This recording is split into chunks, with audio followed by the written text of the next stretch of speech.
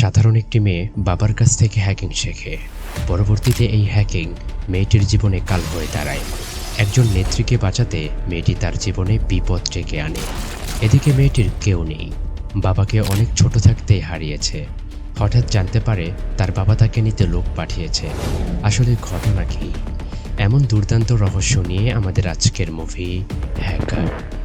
So without wasting any more time, let's start our today's explanation. Movie শুরু হয় 1992 সালের ঘটনা দেখিয়ে।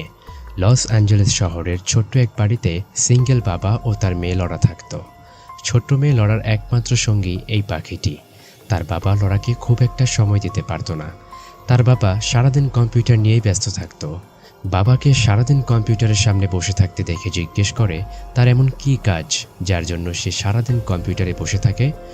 তার বাবা তাকে ডেকে বলে, এসো নিজেই দেখে নাও সারাদিন কম্পিউটারে কি করা হয়। লরা তার বাবার কাছে এসে বসে। তার বাবা তাকে বলে, এ পৃথিবীতে এমন অনেক মানুষ আছে যারা অনেক রকম অন্যায় কাজ করে, আর আমার কাজ হলো এ সকল অপরাধীদের ধরা, অন্যায় করার আগেই তাদের থামিয়ে দেওয়া। এরপর তার বাবা তাকেও পুরো বিষয়টি বুঝিয়ে দেয় যে কিভাবে কোন কাজ করা হয়। হ্যাকিং জগতে সব কথা কোডের মাধ্যমে হয়। লরাও বিষয়টি বেশ এনজয় করে। তখন তিনজন লোক আসে, যার মধ্যে একজনের নাম বার্ডেন। একে কিন্তু মনে রাখতে হবে, কেননা সামনে এই মুভিতে এর বিশেষ ভূমিকা রয়েছে। বার্ডেন লরার বাবাকে দেশদ্রোহী বলে গ্রেফতার করে নিয়ে যায়। লরা এসবের কিছুই বুঝে উঠতে পারে না, শুধু এইটুকু বুঝে তার বাবাকে অন্যায়ভাবে ফাঁসানো হচ্ছে। এই ঘটনার মধ্য দিয়ে আমাদের বর্তমান লরাকে দেখানো হয় সে একটা ছেলের সাথে ডেটে এসেছে, কিন্তু এখানে ছেলেটার অতিরিক্ত বকবকের জন্য ওয়াশরুমের বাহানা দিয়ে বাড়ি চলে আসে। এই সেই পাখিটা যার নাম পাপাই। সেই ছোট্টবেলা থেকে তার একমাত্র সঙ্গী। লরা তার বাবাকে হারানোর পর এই বাড়িতে একাই থাকে। তার বাবার সাথে কি করা হয়েছে সেগুলো পরে জানা যাবে। বাড়িতে এসেই লরা তার হ্যাকিং জগতে বসে পড়ে। বিভিন্ন জায়গার ঘটনাগুলো দেখতে থাকে। হঠাৎ লরা এমন কিছু দেখতে পায় যেটা তার কাছে বেশ অদ্ভুত মনে হয়। নর্মালি কোডিংয়ের ভাষা যেমন হয়, এখানে কোডিংটা এমন না, বেশ জটিল, যেটা সে বুঝতে পারছে না। তাই তার হ্যাকার বন্ধু চ্যাডের কাছে কোডগুলো পাঠায়। সেও বুঝতে পারে না বিষয়টি এতটাই জটিল। তারপর দুজন মিলে এতটুকু বুঝতে পারে যে 5ই আগস্ট কাউকে হত্যা করার পরিকল্পনা করছে। কেন করছে, কী সেই কারণ, তা তাদের জানা নেই। কিছুক্ষণ পরে লরার বন্ধু জানায় এই সম্পূর্ণ কাজটি এনএসএ দ্বারা নিয়ন্ত্রিত হচ্ছে, অর্থাৎ যারা নিরাপত্তার জিম্মিদার তারাই এই নিরাপত্তার আড়ালে অন্যায় কাজ করে যাচ্ছে। জানা যায় তারা এনএসএর হয়ে কাজ করে। তারা এতটাই ভয়ঙ্কর যে তারা যা করতে চায় তার বেশ কম হলে অথবা তাদের কাজের বাধা হয়ে দাঁড়ালে মেরে ফেলতেও দ্বিধা করে না।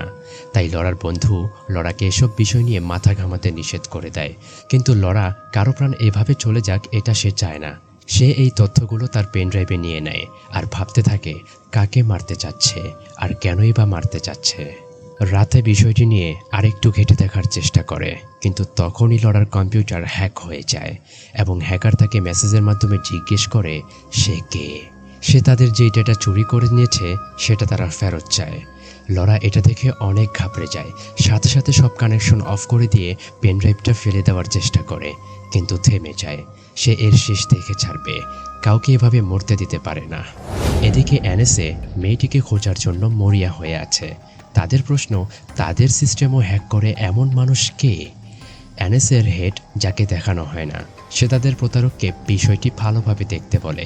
তাদের মধ্যে একজন বলে সে ওই ব্যক্তির কমিউনিকেশনের সময় ট্রোজেন লাগিয়ে দিয়েছে।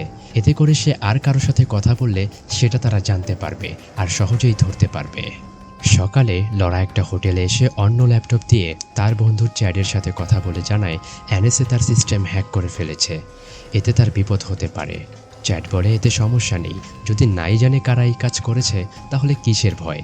তখন লরা বলে সে তাদের ডেটার একটা কপি করে নিয়েছে, যেটা শুনে চ্যাট অনেক ঘাবড়ে যায় এবং লরাকে এসব থেকে দূরে থাকতে বলে। কিন্তু লরা কাউকে মরতে দিতে চায় না। সে চ্যাডের কাছে এই ব্যাপারে সাহায্য চায়। চ্যাট প্রথমে রাজি না হলেও পরে রাজি হয়ে যায়। এরপর লরা ল্যাপটপটা এখানেই ফেলে রেখে চলে যায়। আর তখনই এখানে একদল লোক এসে সবাইকে চেক করতে থাকে। তাদের মধ্যে একজনের নজরে এই ল্যাপটপটা পড়ে যায়। তারা এটাকে সাথে নিয়ে তাদের অফিসে চলে যায়। দেখানো হয় এনএসএর হেডকে। এই হচ্ছে সেই লোক যে তার বাবাকে দেশদ্রোহের মিথ্যে মামলায় ফাঁসিয়েছিল। এনএসএর টিম সেই ক্যাফের সিসিটিভি হ্যাক করে ফুটেজগুলো দেখতে থাকে। সেখানে একটা ফুটেজে লরাকে দেখতে পায়। কোনোভাবে লরার ফেস দেখা যাচ্ছিল না, তাই তার গাড়ির নাম্বার থেকে তার নাম অ্যাড্রেস খুঁজে বের করতে বলে এবং পেয়েও যায়। ঠিকানা পেয়ে লরার বাড়িতে বর্ডার নামের একজনকে পাঠায়।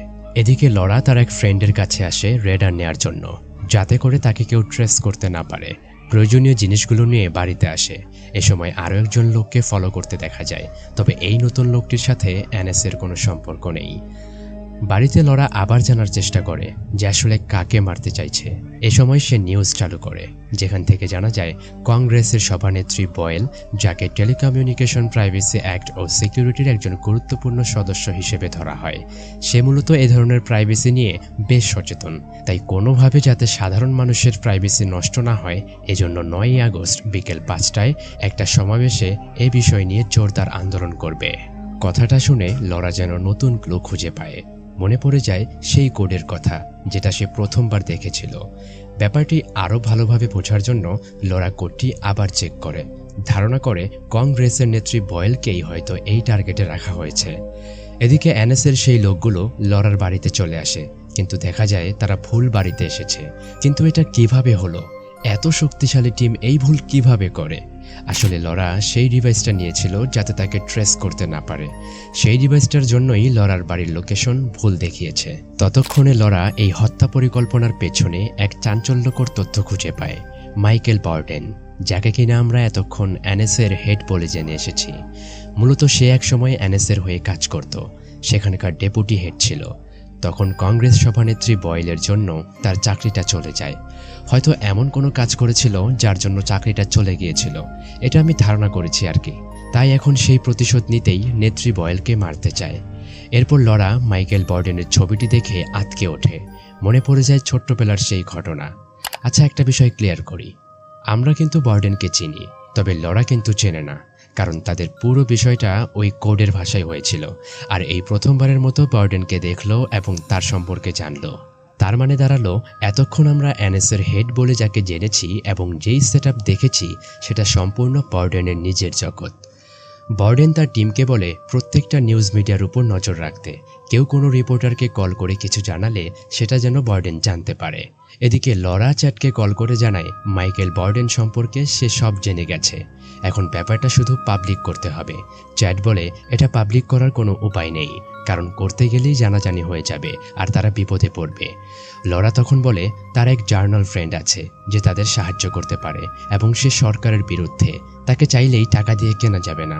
এরপর লরা তার সেই ফ্রেন্ডকে কল করে একটা নির্দিষ্ট জায়গায় আসতে বলে। সেখানে লরা সবকিছু জানাবে। তাদের এই কল রেকর্ডটা কেউ একজন ট্র্যাক করে শুনে নেয়। এই পর্যায়ে মনে হতেই পারে কাজটা বর্ডেন টিমের, কিন্তু আসলে না, এটা অন্য কেউ। পরবর্তী সময়ে তারা দুজনে দেখা করে এবং পেনড্রাইভটা দেয়, যেটায় মেরে ফেলার হুমকি সহ বিভিন্ন বিষয় রয়েছে। আর এই সমস্ত বিষয়টা বর্ডেন নজরদারি করে। তারা চেয়েছিল এখানেই মেয়েটিকে মেরে ফেলবে, কিন্তু বর্ডেন জানায় একে মারার দরকার নেই, এ তার অনেক চেনা শত্রু। আসলে বর্ডেন লরাকে এই প্রথমবারের মতো দেখল। তার ধারণাই ছিল না যে সেই ছোট্ট মেয়েটি বড় হয়ে তার জন্য হুমকি হয়ে দাঁড়াবে।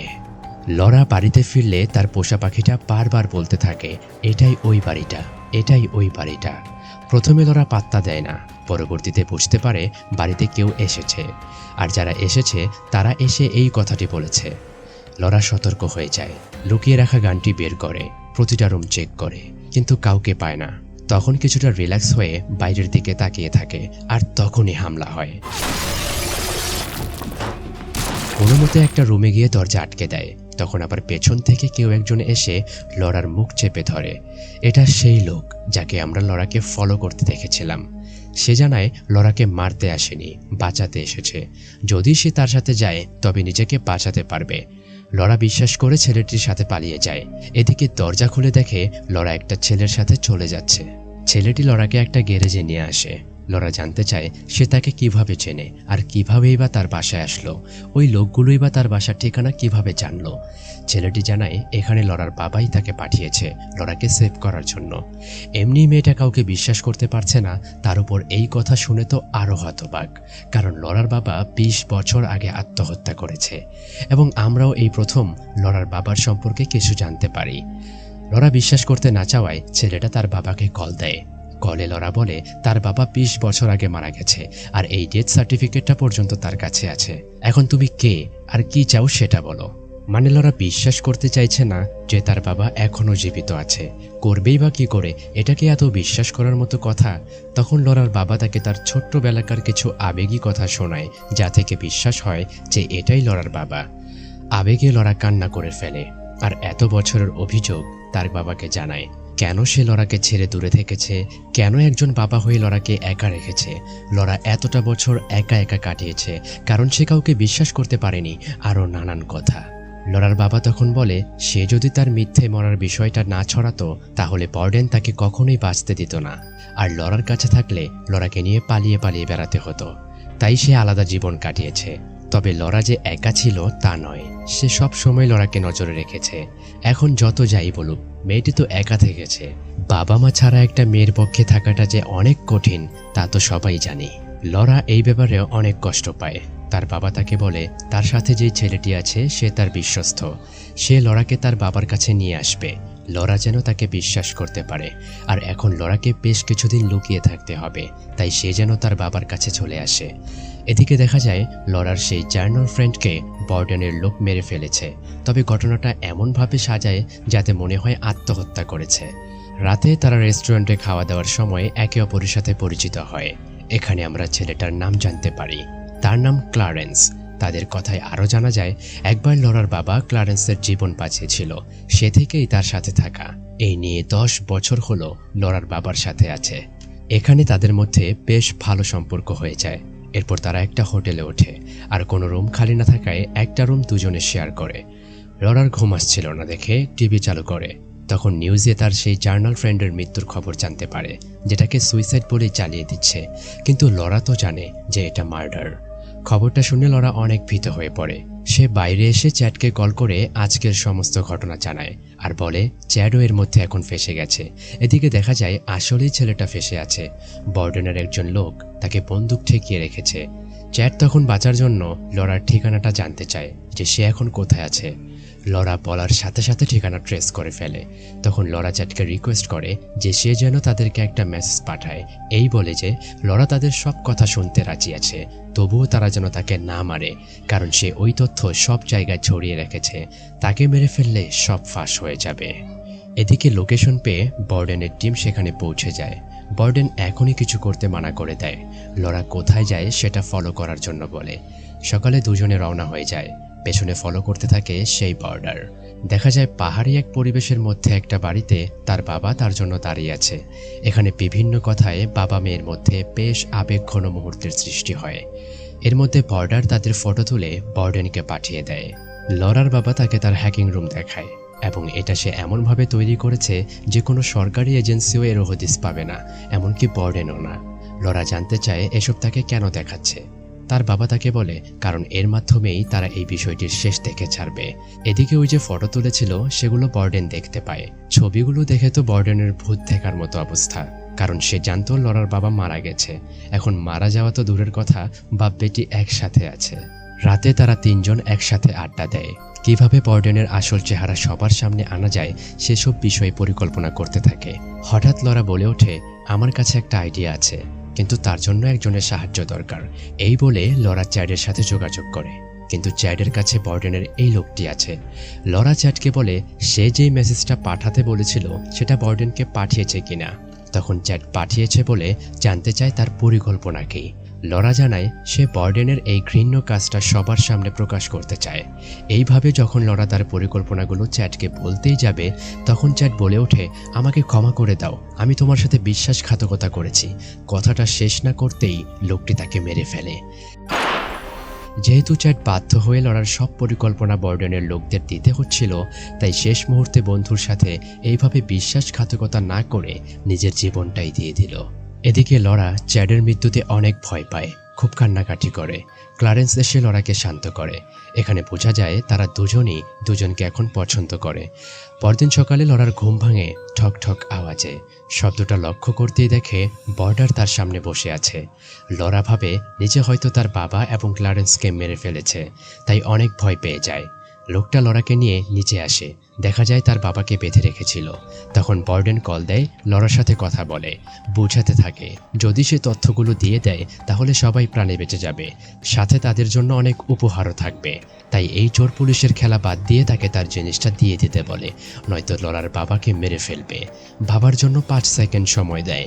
লরা কি করবে বুঝে উঠতে পারছে না, কংগ্রেস সভানেত্রীকে মরতে দিবে নাকি নিজের বাবাকে। এসব দ্বিধাদ্বন্দ্বের মধ্যে সময়ও শেষ হয়ে আসছে। তখন লরার নজর পড়ে ক্লারেন্সের দিকে, তাই চালাকি করে রাজি হয়ে যায় আর ফোনটা ছুঁড়ে মারে। তখন ফোনটা ধরতে যায় আর ক্লারেন্স গুলি করে বর্ডারকে মেরে ফেলে। এদিকে কলের ওপাশ থেকে বর্ডার চিল্লাচ্ছে তার পোষা লোকের আওয়াজ শুনতে না পেয়ে। তখন লরা ফোনটা তুলে নিয়ে জানায় তার লোক মারা গেছে আর এখন লরা যা বলবে তাকে তাই করতে হবে। লরা জানায় তার দেওয়া ঠিকানা অনুযায়ী তার সাথে দেখা করে সব তথ্য নিতে হবে। ব্যাস, এটা বলেই কল কেটে দেয়।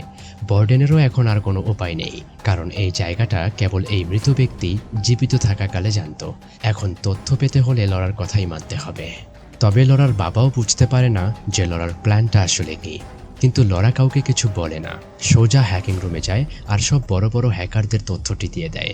তারাও লরার প্ল্যানে সাহায্য করে। পরদিন অধীর আগ্রহে বর্ডেন লরার দেওয়া ঠিকানায় বসে লরার জন্য অপেক্ষা করছে। তখন লরা আর তার বাবা এসে হাজির হয়। আসা মাত্রই বর্ডেন তাদের চেক করে কোনো ডিভাইস আছে কিনা। তারা পুরনো দিনের কথা বলে। কথায় কথায় বর্ডেন তার ভেতরের সব কথাগুলো বলে দেয়। 9ই আগস্ট কংগ্রেস নেত্রীকে যে মারতে চলেছে সেই সমস্ত তথ্য সহ উঠে আসে আরও ভয়ঙ্কর তথ্য। এদিকে তার হ্যাকিং জগতে গোলমাল দেখা দিচ্ছে, অর্থাৎ হ্যাকারদের কম্পিউটার হ্যাক করা হয়েছে। ওই যে লরা তথ্যগুলো সব বড় বড় হ্যাকারদের দিয়েছিল, তারা এখন লরাকে সাহায্য করছে। এদিকে দেখা যায় লরার সেই প্ল্যানটা আসলে কি। লরার প্ল্যানটা হচ্ছে এই যে তার এবং বর্ডেনের সমস্ত কথাবার্তা দেশের নয় পুরো বিশ্ব লাইভ দেখছে।